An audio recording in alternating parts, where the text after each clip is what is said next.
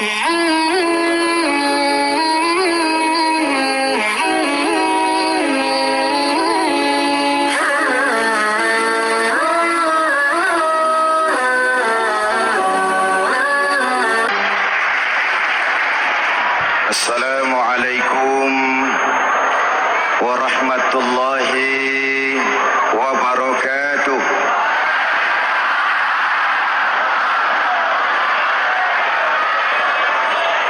Alhamdulillahi rabbil alamin. Wassalatu wassalamu ala asyrafil mursalin Sayyidina wa maulana Muhammadin wa ala alihi wa sahbihi ajmain, amma ba'du.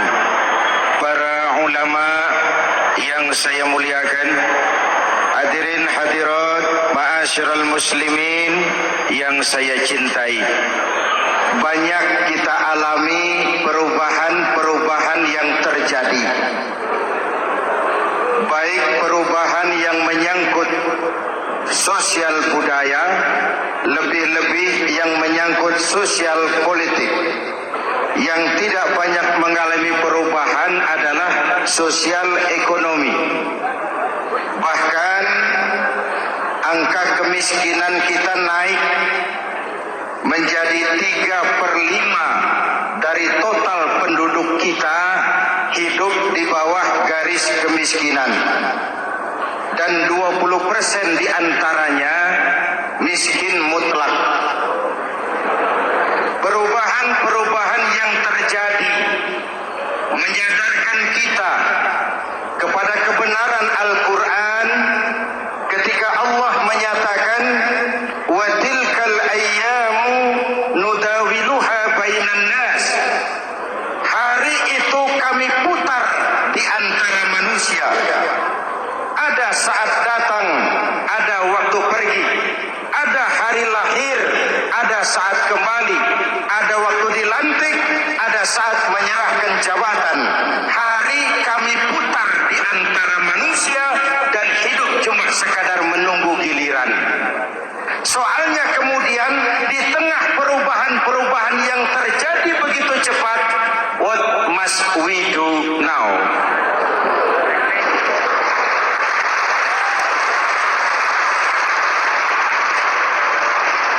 Saya juga nggak ngerti itu. Yang penting kan penampilan. Saudara-saudara kaum muslimin di seluruh tanah air, jadi pemimpin adalah pelayan bagi orang yang dipimpinnya. Oke lah, perbaikan ekonomi, pembukaan lapangan kerja baru kita serahkan kepada pemerintah, karena kita percaya mereka orang-orang terpilih belaka yang dipilih dengan kepercayaan akan mampu membawa rakyat keluar dari kesulitan. Amin. Tugas kita sekarang di zaman susah meluruskan akidah. Jangan sampai mbah dukun yang naik ke permukaan. Betul? Islam misinya yang pertama membebaskan manusia dari kemusyrikan. 13 tahun Rasul berjuang di Makkah, menanamkan akidah, meluruskan keyakinan, membentuk iman. 13 tahun membebaskan manusia dari belenggu kemusyrikan.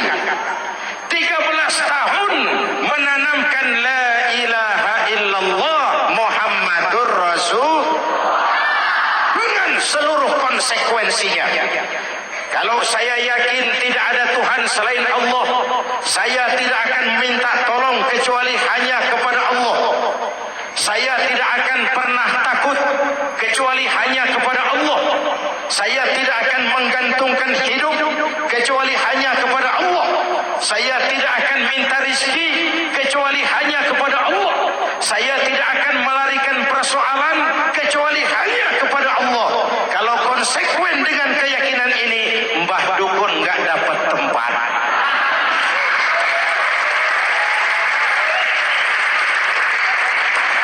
Akur, ayo lihat secara sederhana. Saya sandaran di tiang, tiangnya ambruk, sayanya jatuh. Saya sandaran di tembok, temboknya runtuh, saya juga runtuh. Saya sandaran kepada orang kaya, dia jatuh miskin, saya bangkrut. Saya sandaran kepada jenderal, dia pensiun, saya selesai. Tapi kalau saya sandaran hanya kepada Allah, Allah tidak akan pernah miskin, Allah tidak akan pernah lumpuh, Allah tidak akan pernah terpuruk, dan Allah tidak akan pernah berkurang kekuasaannya.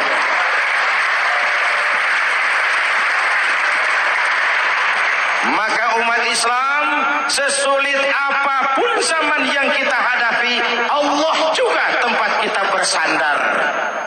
Jelas?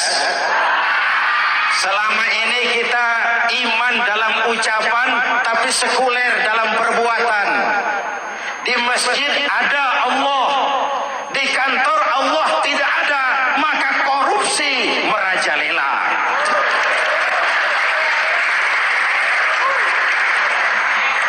Di masjid ada Allah, di pasar Allah tidak ada, maka timbangan tetap curang. Kita iman dalam ucapan, tapi sekuler dalam perbuatan. Oleh karena itu, sesulit apapun zaman yang kita hadapi, iman jugalah pegangan kita. Allah juga tempat kita bersandar. Boleh zaman berubah, akidah jangan sampai goyah. Karena iman kita hidup, untuk iman kita berjuang, dan dalam iman kita ingin kembali menghadap Allah Subhanahu. Selama ini manusia Indonesia kita lebih banyak diisi otaknya, hati sering kosong, agama dangkal, akidah rapuh, moral rendah. Memang kemudian muncul banyak orang-orang pintar, cuma sayang tidak benar. Indonesia kita bangkrut, Indonesia kita terpuruk, Indonesia kita sakit parah kalau diurus orang yang cuma pintar tapi tidak benar. Kita perlu orang-orang pintar, tapi kita lebih perlu orang benar. Jelas? Kalau cuma pintar tapi tidak benar, itu yang sering saya sampaikan, nanti disuruh ngurus beras malah nimbun beras.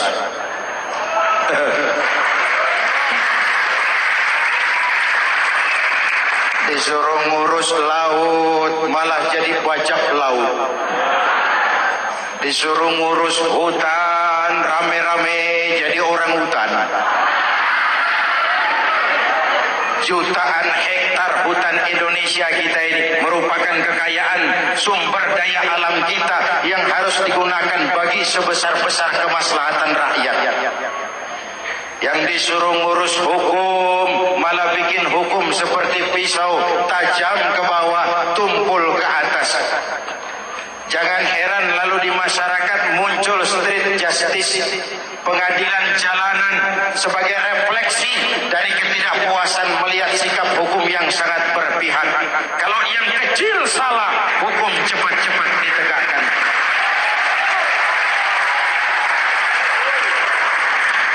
Lihat saja sekarang ini kalau orang terkenal banyak uang punya masalah, antri yang bela. Betul. Tapi saudara lihat si Marsinah di Jawa Timur, si Sengkon dan Karta di Jawa Barat, si Udin Bernas wartawan Jogja terseok-seok mencari keadilan, sampai hari ini urusannya masih remeng-remeng. Kenapa bisa begitu? Jawabannya sederhana, tidak ada fulus. Ada fulus mulus, tidak ada fulus manfus. Betul. Jangan sampai para penegak hukum kita terjebak pada lagu baru, maju tak gentar, membela yang bayar.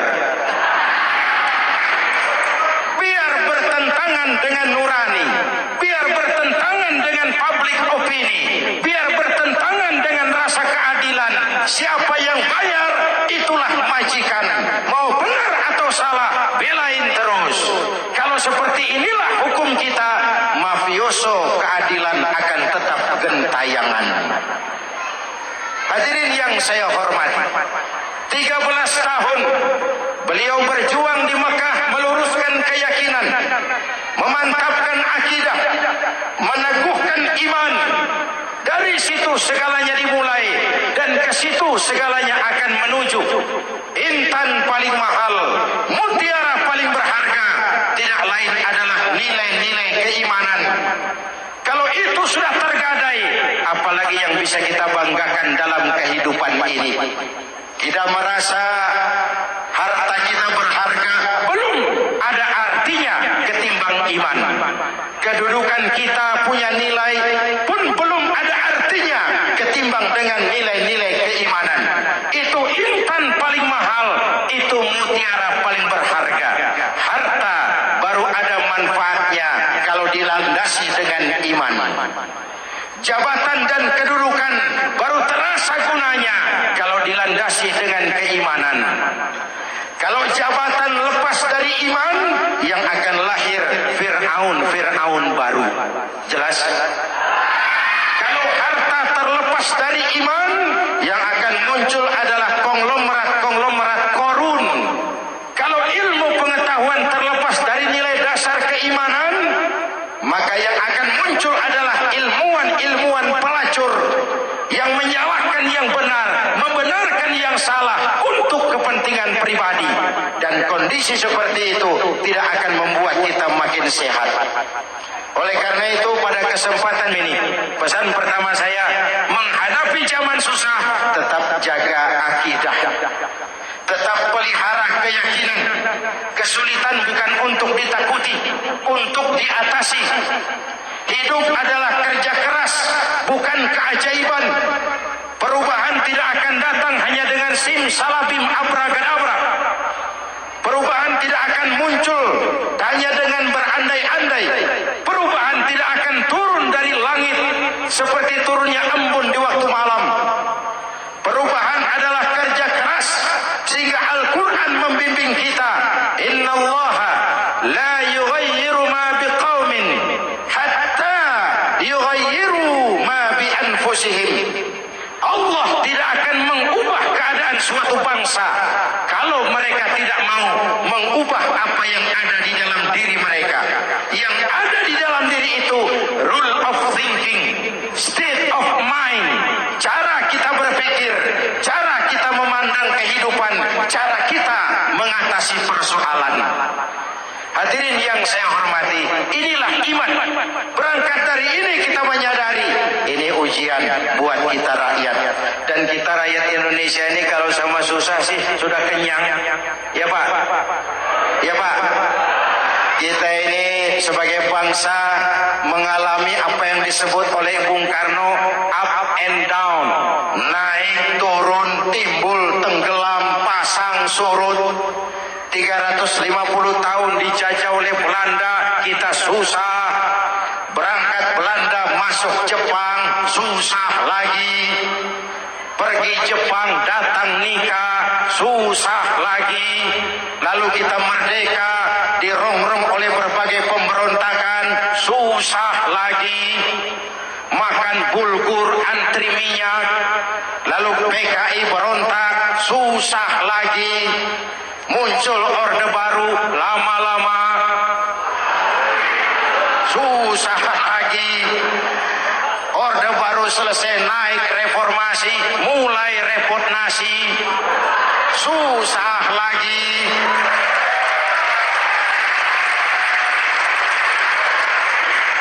Kalau susah kita ini sudah akrab, sudah intim. Mestinya kalau sudah susah seperti itu, jangan salah sikap menyikapi kesusahan. Jangan sampai kita potong kompas ambil jalan pintas, terjebak menghalalkan segala cara, itu tidak akan menguntungkan, itu tidak akan menyelesaikan. Kalaupun selesai nampaknya penyelesaian sesaat, dan penyelesaian sesaat bukan penyelesaian yang sebenarnya. Karena itu tetaplah dalam koridor keimanan. Boleh zaman berubah, akidah jangan sampai goyah. Silahkan masa berganti, tapi keyakinan jangan mati. Sekali la ilaha illallah sampai tetes darah paling penghabisan, tetap la ilaha. Sanggup? 3 orang. Sanggup? 21. Sanggup? Kalau sanggup kita harus konsekuen. Saudara-saudara di seluruh tanah air, misi yang kedua dari Islam setelah membebaskan manusia dari kemusyrikan, membebaskan manusia dari ras diskriminasi, mengikat manusia dengan tali akidah. Sebelum Islam datang, manusia dibedakan oleh warna kulit, manusia dibedakan oleh faktor keturunan, manusia dibedakan oleh faktor harta dan benda. Adalah Rasul yang mengajarkan, innallaha la yanzuru ila suwarikum wala ila amwalikum walakin yanzuru ila qulubikum wa a'malikum. Allah tidak melihat potonganmu, Allah tidak melihat hartamu. Yang Allah lihat itu adalah hatimu dan amal perbuatanmu. Jauh sebelum Amerika teriak-teriak membanggakan apa yang mereka sebut sebagai Declaration of Independence, Nabi sudah mengajarkan kepada kita semua, annas kulluhum li Adam wa Adam min turab, la fadla li arabiyyin ala ujamiyyin illa bitaqwa. Seluruh manusia berasal dari Adam. Adam diciptakan dari tanah. Tidak ada kelebihan Arab dengan yang bukan Arab kecuali takwanya. Jauh sebelum Amerika mencanangkan bahwa semua manusia dilahirkan sama, that all men are created equal. Jauh sebelum itu Islam sudah membebaskan manusia dari ras diskriminasi. Apa dalam konteks kekinian menghadapi zaman susah tetap jaga kerukunan? Ya Pak, ya Bu, oi Bu. Menghadapi zaman susah tetap jaga kerukunan, baik antar umat seagama, antar umat beragama, maupun antar umat beragama dengan pemerintah. Menjaga kerukunan, jangan saling sikat-sikut di antara kita. Sebab kalau sudah rukun, saya ajak berhitung, 1 ditambah 1 sama dengan, itu matematika namanya, hasilnya pasti. Tapi angka sosial hasilnya aneh. Saya ubah jadi angka sosial. Ayo kita berhitung lagi. 1 orang takut ditambah 1 orang takut sama dengan 2 orang setengah berani.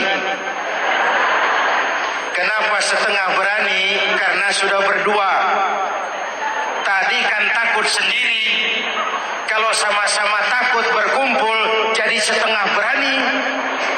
Kalau ditambah 1 orang takut lagi, 1 orang takut ditambah 1 orang takut ditambah 1 orang takut sama dengan 3 orang berani. Kenapa jadi berani? Karena sudah bertiga.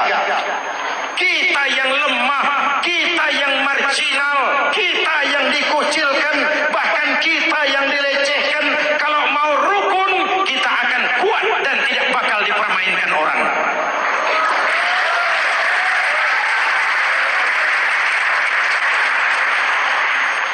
Tapi kalau rukunnya yang satu mau menikam yang lain, saya ajak berhitung lagi. Yuk berhitung yuk.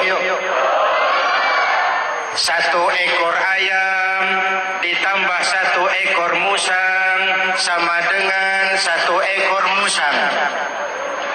Kemana ayamnya? Dimakan musang. Betul nggak nih hitungan? Ayo kita hitung lagi. 1 ekor ayam ditambah 1 ekor musang sama dengan 1 ekor musang. Kemana ayamnya? Dimakan musang. Jadi kalau kita suka kumpul dengan orang yang mau makan kita, selesailah kita.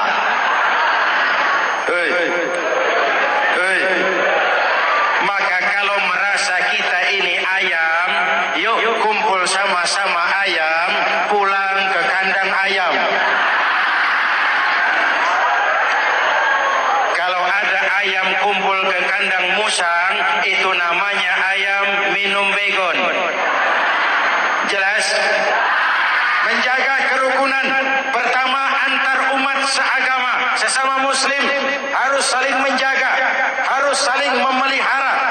Baik dia muslim yang jadi kapolri, baik dia muslim yang jadi kasat, baik dia muslim yang jadi pengusaha, baik dia muslim yang jadi petani, nelayan, guru, semua komit menjaga semangat kebersamaan, rukun antar umat seagama. Jelas? Jelas? Hadirin yang saya hormati, atas dasar itu saya ingatkan kembali, kita semua ingin persoalan terorisme dilepaskan kaitannya dari agama manapun.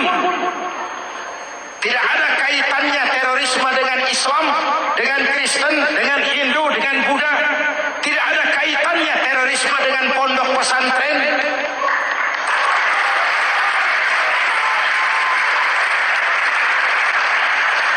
Jangan sampai pesantren jadi kambing hitam.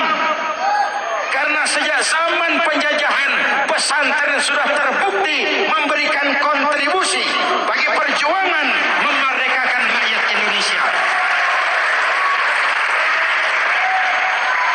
Rukun antar umat seagama. Yang kedua, rukun antar umat beragama. Islam ini rahmatan lil. Jangankan manusia walaupun berbeda agama, binatang saja dihormati. Ada hadis, fa iza zabahtum fa ahsinuz zibhata. Kalau kamu menyembelih hewan, sembelihlah dengan cara yang terbaik. Jangan menyembelih ayam dengan pisau tumpul. Itu namanya tidak berperi kebinatangan. Yang kecil lagi, saudara buka babul istinja, makruh buang air kecil di tanah yang berlubang. Sebab apa? Pertama, menjaga kesehatan. Siapa tahu di lubang yang saudara buang air kecil itu ada gas beracun. Kalau tidak, melindungi binatang yang ada di dalam lubang. Siapa tahu di lubang yang saudara buang air kecil itu ada semut sedang rapat membahas terorisme. Apa dosanya lalu mati dikencingi? Ini namanya rahmatan lissemut. Binatang saja dilindungi, maka perbedaan agama tidak harus menyebabkan kita bertolak belakang. Perbedaan agama bukan alasan untuk saling bermusuhan. Apalagi kita sudah menyadari tentang kemajmukan kita, tentang kebinekaan kita, tentang keragaman kita. Rukun antar umat beragama. Saling menghormati, saling menghargai, tapi tetap dalam batas lakum dinukum. Lalu rukun antar umat beragama dengan pemerintah. Hadirin yang saya hormati, yang benar kita dukung, yang salah kita perbaiki dan kita tegur menurut cara-cara yang diajarkan oleh agama kita. Dan sholat berjamaah, pendidikan bernegara yang paling bagus. Tadi kita sholat ada imam, ada makmum. Betul? Makmum wajib ikut imam kalau imam benar sholatnya. Rakyat wajib ikut pemimpin kalau pemimpin benar mimpinnya. Masyarakat Islam ini loyal. Masyarakat Islam ini bukan pemberontak. Masyarakat Islam ini taat dan setia. Kapan? Kalau imamnya benar. Imam takbir, makmum. Imam ruku, makmum. Imam i'tidal, makmum. I'tidal. Imam sujud, makmum. Tapi kalau imam keliru, mestinya imam ruku malah sujud. Salah imam ini. Tegur. Siapa yang wajib negur? Makmum yang saf terdepan. Anggota DPR.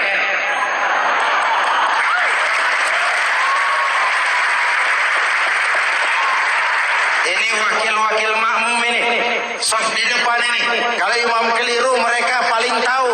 Ngomong. Tegur. Bagaimana negurnya? Ada aturan main. Mestinya ruku imam sujud. Salah ini imam. Subhanallah. Kan begitu negurnya. Betul? Tidak boleh juga imam keliru, makmum emosi. Main pegang. Weh, makmum salah. Hoi, hoi. Kacau sholat. Betul? Anggota dewan ini, soft di depan. Itu kalau imam keliru. Satu saat imam buang angin. Namanya manusia bisa buang angin toh. Apa makmum lalu berkata, demi kesetiaan saya kepada imam, imam buang angin, saya lebih keras lagi. Itu namanya fanatisme buta, loyalitas yang goblok. Imam buang angin, minggir. Iyyaka na'budu wa iyyaka nasta'in. Sampai situ imam buang angin, minggir imam. Lalu saf yang di depan maju. Tidak usah bikin sholat baru, teruskan pekerjaan imam. Ihdinas siratal mustaqim. Teruskan. Kenapa? Kalau bikin sholat baru lagi, nanti buang angin lagi. Bikin lagi sholat. Kapan selesainya sholat? Kapan selesainya membangun negara ini? Yang penting imam tahu diri, buang angin, minggir.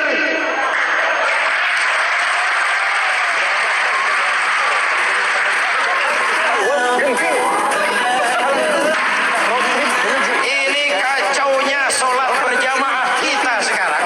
Kacaunya negeri kita sekarang. Banyak imam sudah buang angin, gengsi. Dia aja merasa nggak punya salah.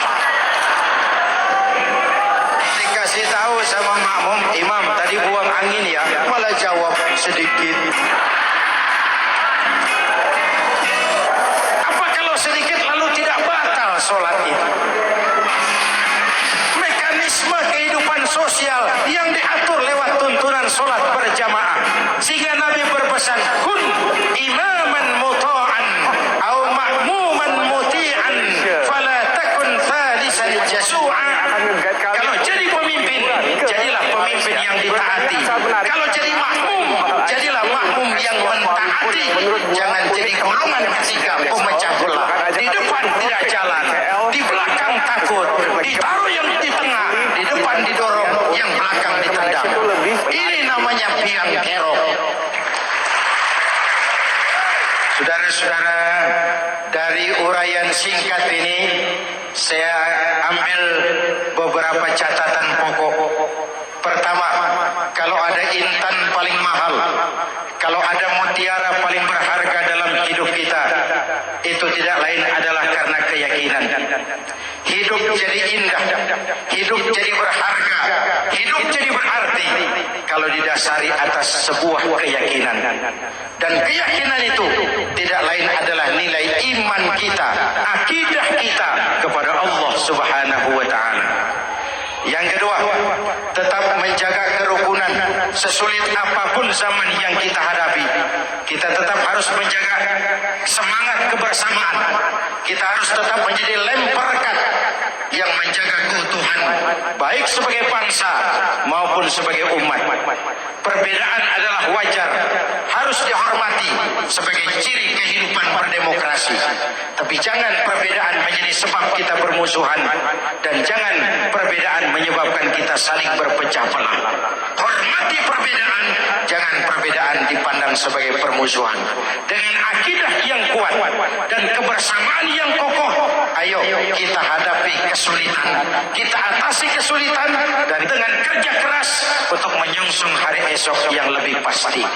Mari kita Fatihah, semoga Allah memelihara kita bangsa Indonesia. Ala hadhihi niyah wa ila hadratin Nabi. Al-Fatihah.